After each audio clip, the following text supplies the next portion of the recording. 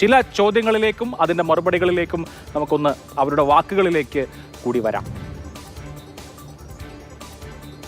മുസ്ലിം youth ലീഗിന്റെ കഴിഞ്ഞ 10 വർഷക്കാലത്തെ ജനറൽ സെക്രട്ടറി എന്നുള്ള നിലയിൽ സംഘടന പല ഘട്ടങ്ങളിൽ പിരിച്ച ഭീമമായിട്ടുള്ള തുക, അത് ഇവരെല്ലാവരും കൂടി എന്ന് ഞാൻ പറയുന്നില്ല, ഫിറോസിന്റെ കൗശല ബുദ്ധി കൊണ്ട് അതിൽ നിന്ന് വലിയ മുക്കൽ അദ്ദേഹം നടത്തിയിട്ടുണ്ട്. എൻ്റെ പാർട്ടി സഹപ്രവർത്തകരോട് പാർട്ടി യോഗങ്ങളിൽ ഞാൻ പറയാറുള്ളൊരു കാര്യം, രാഷ്ട്രീയ ഉപജീവനമാക്കരുത്, തൊഴിൽ ചെയ്യണം, ബിസിനസ് ചെയ്യണം എന്നാണ്.